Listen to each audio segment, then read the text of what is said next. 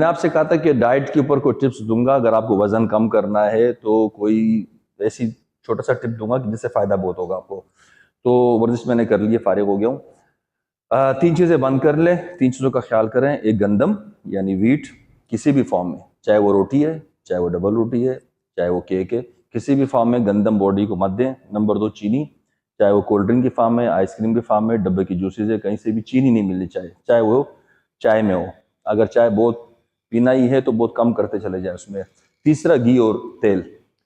ये तीन चीजें आप अपनी जिंदगी से या तो मुकम्मल निकाल दें या बहुत कम कर दें। बाकी जो खाते हैं खाते रहें, सब्जियां, सलाद, गोश्त, बड़ा गोश्त मत खाएं, अंडे, फ्रूट्स, जो कुछ खाना है आप खाएं, जो का दलिया, साबूदाना वगैरह वगैरह वगैरह। वो फिर मैं डाइट प्लान में इस पे जरा डिटेल से बात करूंगा।